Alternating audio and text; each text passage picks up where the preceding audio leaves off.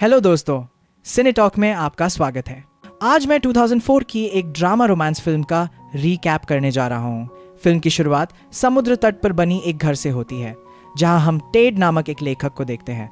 Ted अपनी पत्नी Marrion और बेटी रूथ के साथ यहाँ रहते हैं। उनके घर की दीवार उनके बेटों टॉम और टिमी की तस्वीरों से भरी हुई है। दरअसल कुछ साल पहले उनके दोनों बेटों की एक कार दुर्घटना में मौत हो गई थी, लेकिन मैरियन इस सदमे को सहन नहीं कर सकी। दूसरी ओर टेड अपने काम में व्यस्त है और रूथ की देखभाल उसकी दाई एलिस करती है। रूथ को अपने भाइयों की दुर्घटना के बारे में पता था और वह हमेशा अपने मृत भाइयों की तस्वीरों को देखती रहती है। एक दिन टेड ने अपने लिए एक सहायक नियुक्त किया ताकि सहायक उसके लिए छोटे मोटे काम कर सके और साथ ही वह उसके लिए ड्राइवर का काम भी कर सके, क्योंकि टेड का ड्राइविंग लाइसेंस 3 महीने पहले रद्द कर दिया गया था। उस सहायक का नाम एडी है।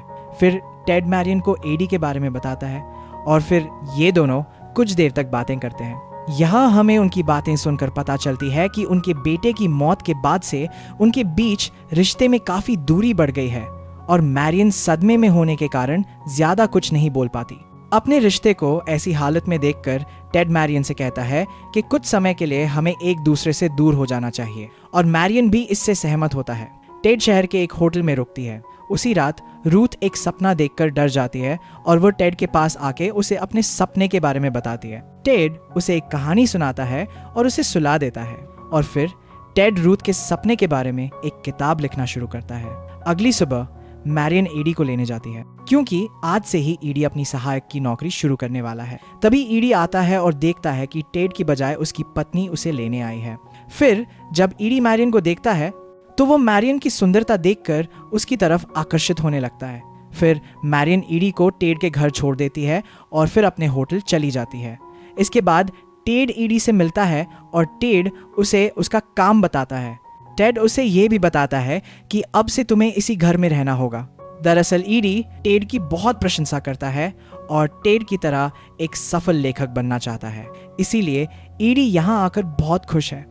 टेड उसे पूरा घर दिखाता है और ऐसा करते समय वो उसे अपने बिगड़ते वैवाहिक जीवन के बारे में भी बताता है। इस तरह मैरियन और वो एक दूसरे से अलग रह रहे हैं। फिर हमें ये पता चलता है कि होटल में एक दिन टेड और एक दिन मैरियन रुकती है ताकि रूथ को माता पिता दोनों का प्यार मिल सके। इसके बाद एडी की मुलाकात रूथ की दाई एलिस से होती है। वह एक बहुत अच्छी लड़की थी। टेड पुस्तकें लिखने के अलावा पेंटिंग भी बनाते हैं। वह हमेशा लड़कियों की बिना कपड़ों की पेंटिंग बनाते हैं और टेड एवलिन नाम की एक लड़की को अपना मॉडल बनाता है। फिर अगले दिन मैरियन यहाँ आती है और एडी भी उसके पीछे थिएटर तक जाता है। यहाँ एडी मैरियन से मिलता है और उसे बताता है कि वह यहाँ खाना खाने आया था, क्योंकि घर पर टेड से उसे खाना नहीं मिलता है। ये सुनने के बाद मैरियन उसे कहती है कि मैं तुम्हें डिनर पर ले जाना चाहती हूँ। उसी रात जब ईडी घर वापस आता है तो वो मैरियन की फोटो देखने के बाद खुद को मजे देना शुरू कर देता है, लेकिन तभी टेड और रूथ भी वहां आ जाते हैं और ईडी बाल बाल बच जाता है। अगले दिन जब मैरियन यहाँ आती है तो ईडी उसके पीछे समुद्र तट तक जाता है। इसके बाद वो घर आता है और मैरियन के अंडरगारमेंट्स देखता है। ये देखकर वो फिर से खुद को मजे देना शुरू कर देता है, लेकिन तभी मैरियन घर आती है और मैरियन ईडी को ऐसा करते हुए देखती है। मैरियन ने ईडी से माफी मांगी कि उसे दरवाजा नक करके आना चाहिए था। अब ईडी को इस तरह पकड़े जाने पर बहुत शर्म आ रही थी, लेकिन मैरियन उसे बताती है कि वो उससे नाराज नहीं है और उनकी उम्र में हर कोई ऐसा करता है। फिर ईडी मैरियन को बताता है कि जिस दिन से उसने मैरियन को देखा था तब से वो उसके बारे में सोचता है। यह सुनकर मैरियन कुछ नहीं कहती और चुप रहती है। अगले दिन जब ईडी टेड को एवलिन के घर छोड़ता है तो एडी देखता है कि मैरियन ने खुद उसके लिए अपना अंडरवियर वहां छोड़ा है। फिर उस शाम मैरियन ईडी के साथ डिनर पर जाती है। वहां मैरियन और ईडी एक दूसरे से बातें करते हैं। मैरियन ईडी से पूछती है कि वो एलिस को डेट पर क्यों नहीं ले जाता, जिसके बारे में ईडी कहता है कि एलिस को उसमें कोई दिलचस्पी नहीं है।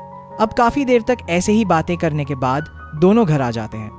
अगले दिन मैरियन ईडी के कमरे में आती है और फिर वह ईडी को दीवारों पर लगी सभी तस्वीरों के पीछे की कहानी बताती है। अब ये बताते हुए मैरियन ईडी को बहकाती है और फिर वे दोनों इंटीमेट हो जाते हैं। अगले दिन टेड ईडी के साथ एक जगह जाता है जहां टेड अपनी किताब 10 लोगों को पढ़ाता है। टेड की कहानी सुनने के बाद ईडी को पता चलता है कि टेड अपनी सारी किताबें अपने जीवन पर लिखता है। उसके बाद जब वह घर आ रहा था तो टेड एडी को धन्यवाद कहता है, क्योंकि एडी के यहाँ आने के बाद से मैरियन लंबे समय के बाद खुश रहने लगी है। अब कुछ दिन बाद एक रात रूथ मैरियन के कमरे में आती है और एडी और मैरियन को इंटीमेट होते हुए देखती है। ये देखकर रूथ रोने लगती है और फिर मैरियन उसे शांत कराती है। अब टेड को भी इस मामले के बारे में पता चल जाता है और फिर टेड अगले दिन कार में ईडी से इस बारे में बात करता है। टेड उसे बताता है कि जब मैरियन और मेरा डिवोर्स हो जाए तो मैं यही चाहता हूं कि आप मेरी ओर से मैरियन के खिलाफ गवाही दें और अपने प्रस्ताव के बारे में बताएं ताकि रूथ की देखभाल का हक मुझे मिल जाए। अब ये सब सुनने के बाद ईडी मैरियन से पूछता है कि वो अभी भी टेड के साथ क्यों है, जिसके बारे में मैरियन बताती है कि टेड एक बहुत अच्छा पिता है और वो रूथ की अच्छी देखभाल करता है। मैरियन यह भी बताती है कि वह टेड की पेंटिंग की आदत से बहुत नफरत करती है और शुरुआत में वह मैरियन की नग्न तस्वीरें भी बनाते थे। अब कुछ दिन ऐसे ही बीत जाते हैं और एक रात एडी मैरियन से पूछता है कि कैसे उनके बच्चों के साथ दुर्घटना हुई। ये सुनने के बाद मैरियन को फिर से अपने बेटों की याद आ जाती है और वह कुछ नहीं कहती। उसी रात ईडी रूथ को सारी तस्वीरें दिखा रहा था। रूथ अपने कमरे में एक तस्वीर ले जाने के लिए कहती है और मैरियन भी इससे सहमत होती है, लेकिन रूथ ने वह तस्वीर गिरा दिया और टूटे हुए कान से उसकी उंगली कट जाती है। एडी और मैरियन उसे डॉक्टर के पास ले जाते हैं। फिर जब टेड को इसके बारे में पता चलता है तो वो ईडी को बहुत डांटता है। उसका कहना था कि एडी ने यह तस्वीर रूथ को दिया था। रात में रूथ एक डरावना सपना देखने के बाद फिर से रोने लगती है। टेड उसे शांत करने की काफी कोशिश करता है लेकिन वो शांत नहीं होती। इसके बाद मैरियन वहां आती है और रूथ को शांत कराती है।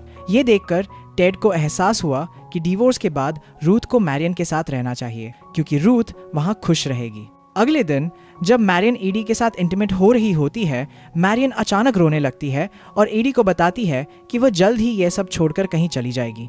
उसी दिन टेड ने एडी को एवलिन के घर जाकर उसकी सभी पेंटिंग्स वापस लाने के लिए बोलता है। जब एडी एवलिन के घर जाता है तो एवलिन यह जानकर बहुत गुस्सा हो जाती है और एडी को बताती है कि टेड को शुक्रवार को उससे मिलने आना होगा।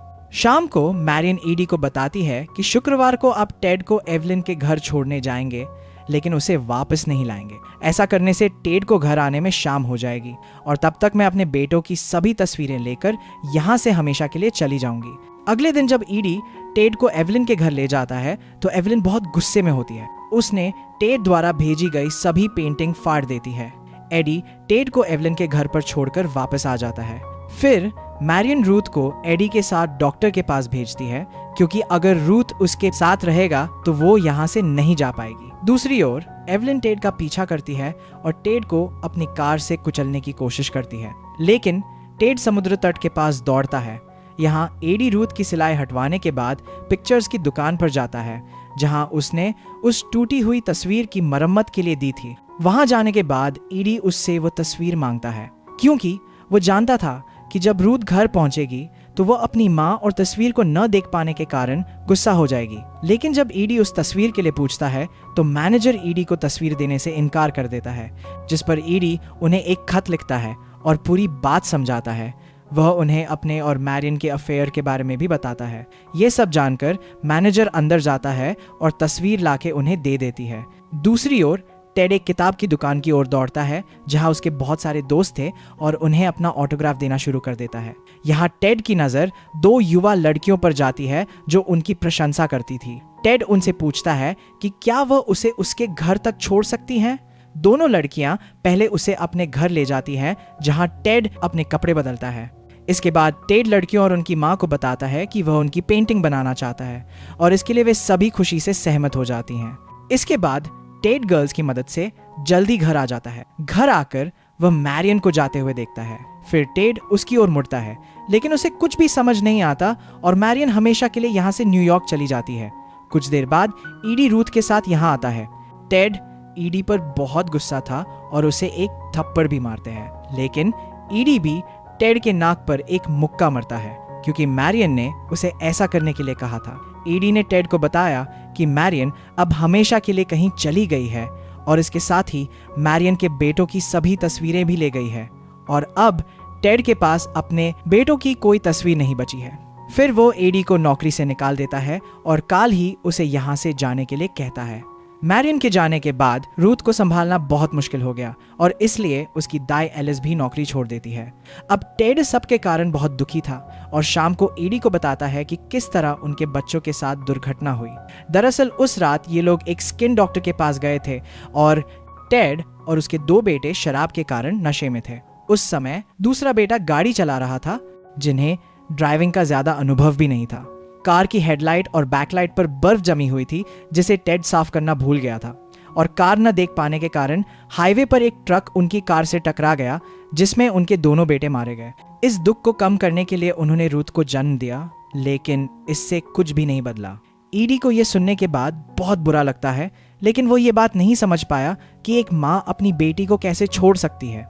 अगले दिन एवलिन का नौकर टेड से मिलने आता है और उसे बताता है कि एवलिन ने उसे नौकरी से निकाल दिया है।